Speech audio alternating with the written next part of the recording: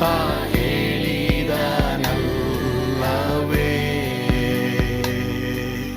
ನಾ ಕೈ ಬಿಡೇನು, ನಾ ಕೈ ಬಿಡೇನು. ಆ ಮಾತು ಹೇಳಿದನಲ್ಲ, ತಾ ಹೇಳಿದನಲ್ಲವೇ.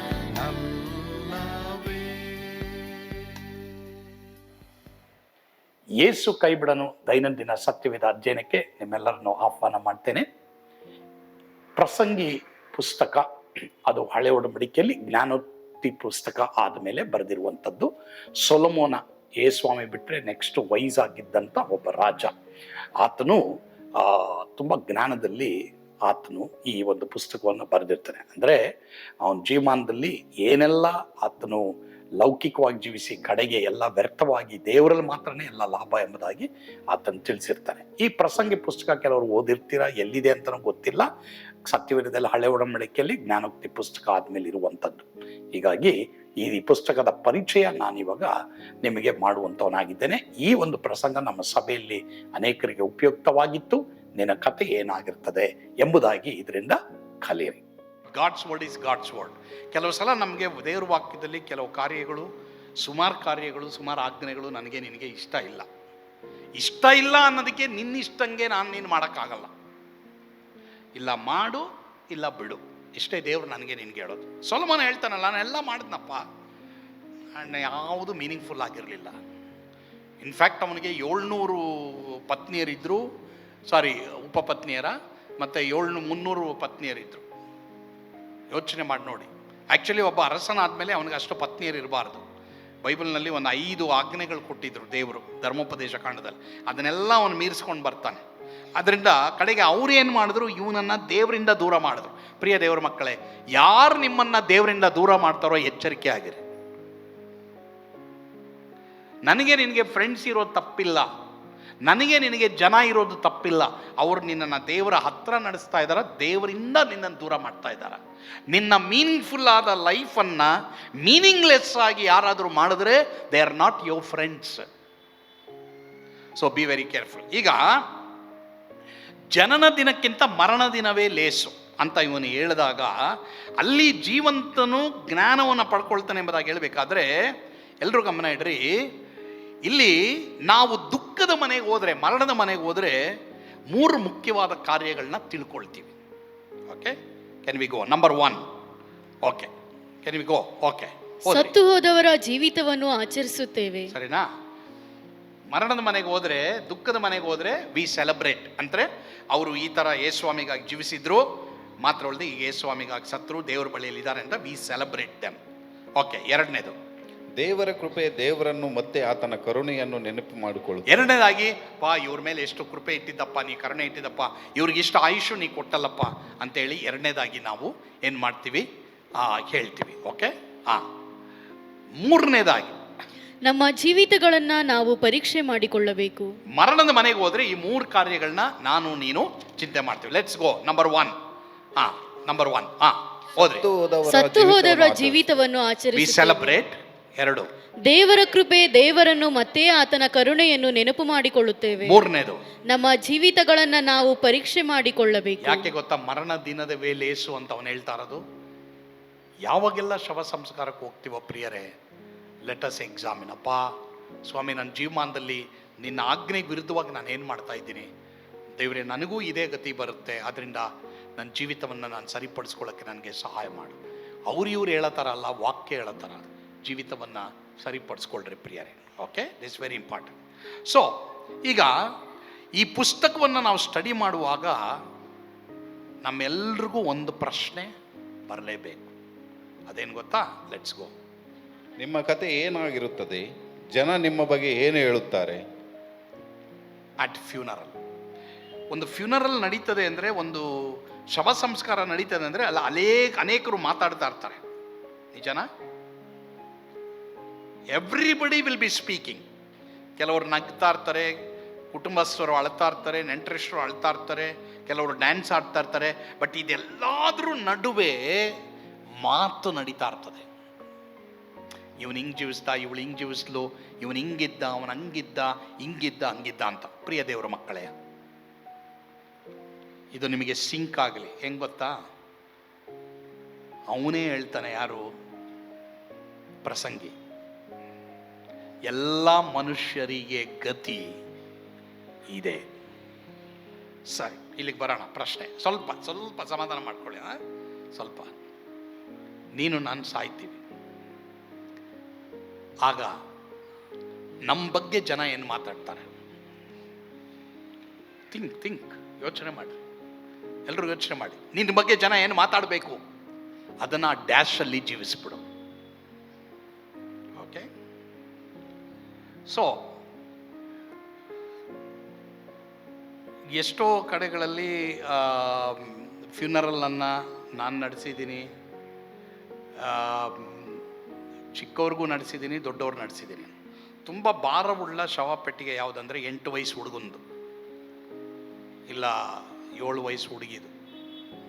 Very very sad. ಭಾಳ ಭಾರ ಇರೋದು. ಜೀವಿತದಲ್ಲಿ ಇನ್ನು ಎಷ್ಟೋ ಮಾಡಬೇಕಾಗಿತ್ತು, ಮಾಡೋಕ್ಕಾಗಿಲ್ಲ. ತುಂಬ ಭಾರ ಅದು. ಸೊ ಪ್ರಶ್ನೆ ಇವಾಗ, ಮರಣದ ದಿನ ಅಥವಾ ಮರಣದ ಮನೆ ನಮಗೆ ತಿಳಿಸುವಂಥದ್ದು ಏನು?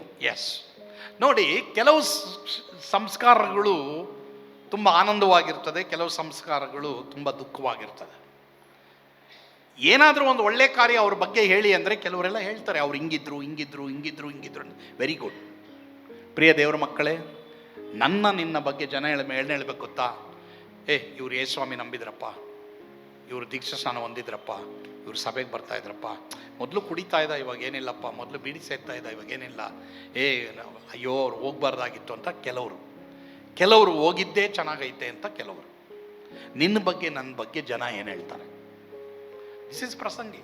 You cannot avoid it. First ದಯವಿಟ್ಟು ಇದು ಮಾತ್ರ ಪ್ರಸಂಗ ಮಾಡಿಬಿಡಿ ನಮಗೆ ಅಂದರೆ, ಇಟ್ಸ್ ಇನ್ ದ ಬೈಬಲ್. ಅನೇಕ ವೇಳೆ ಇವತ್ತು ಅನೇಕರು ಯಾಕೆ ಜ್ಞಾನವಾಗಿ ನಾವೆಲ್ಲರೂ ಹೆಂಗೆ ನಡೀತಾ ಇದ್ದೀವಿ ಅಂದರೆ, ಇಲ್ಲಿ ಇನ್ನೂ 1000 ವರ್ಷ ಬದುಕೊಂಡಿರ್ತೀವಿ ಅಂತ ನಡೀತಾ ಇದ್ದೀವಿ.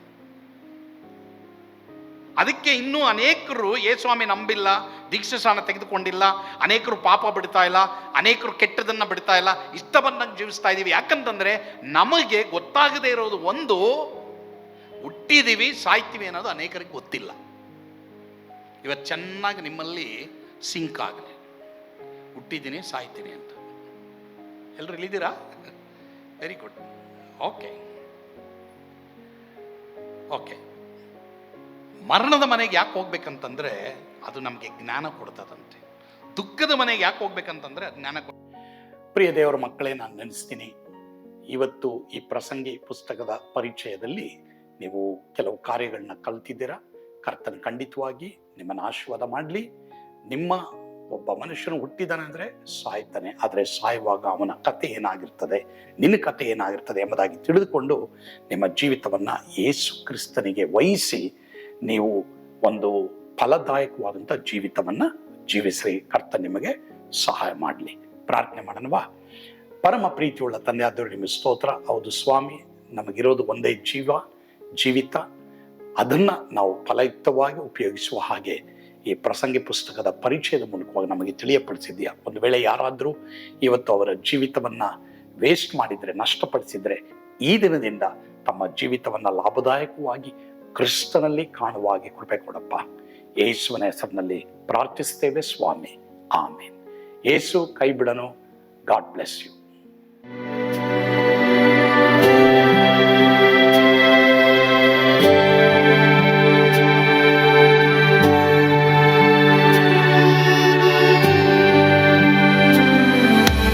ನಾನು ಪಾತ್ರದಲ್ಲಿ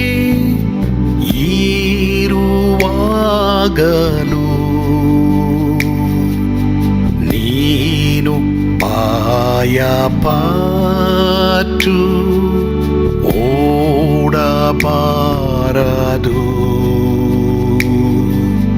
ನನ್ನ ಮಾತನಂಬಿ ಸ್ಥಿರವಾಗಿರು.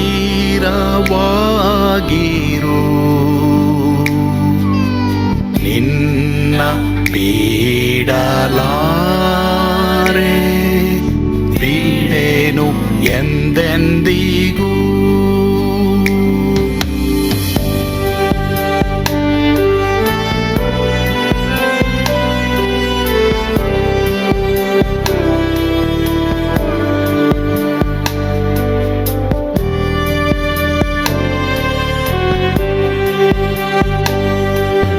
ನಾ ಕೈಬಿಡೇನು,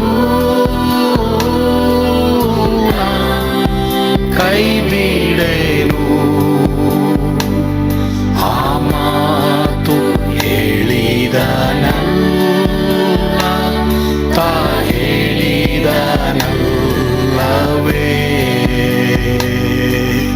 ನಾ ಕೈಬಿಡೇನು, ಕೈಬಿಡೇನು, ಆ ಮಾತು ಹೇಳಿದನಲ್ಲ, ತಾ ಹೇಳಿದನಲ್ಲವೇ.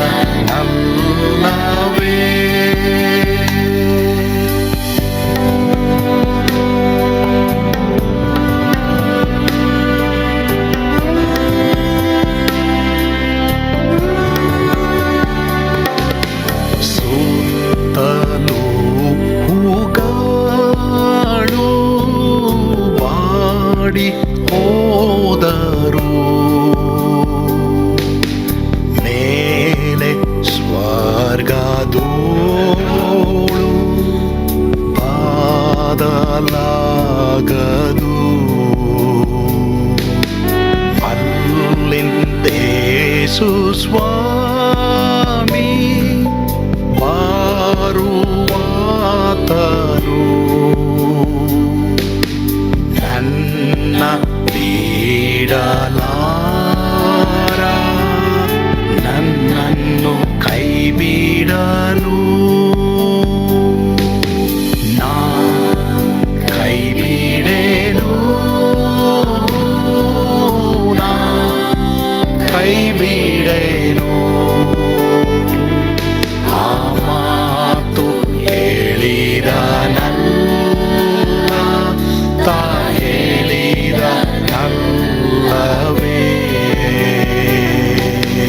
ನಾ ಕೈಬಿಡೇನು, ನಾ ಕೈಬಿಡೇನು,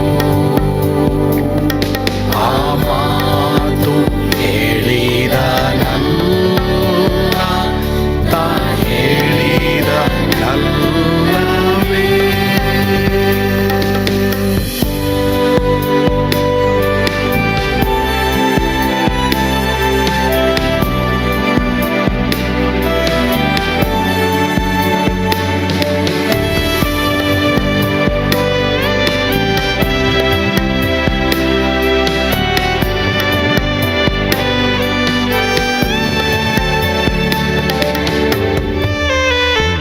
ಮುಂದೆ ಬಾಹು ಕಷ್ಟ ಬಾರುತ್ತಿದ್ದರು, ಭಯ ಪಾಡಲಾರೆ, ಸ್ವಾಮಿ ಇದ್ದಾನೆ. ಬಾಲವಾಗಿ ನಿಂತು ಹರ್ಷಗೊಳ್ಳುವೆ, ಸ್ವಾಮಿ ಬಿಡಲಾರ, ಸ್ವಾಮಿ ನನ್ನ ಕೈ ಬಿಡನು. ನಾ ಕೈ ಬಿಡೇನು, ನಾ ಕೈ ಬಿಡೇನು, ಆ ಮಾತು ಹೇಳಿದನಲ್ಲ, ತಾ ಹೇಳಿದನಲ್ಲವೇ. ನಾ ಕೈ ಬಿಡೇನು,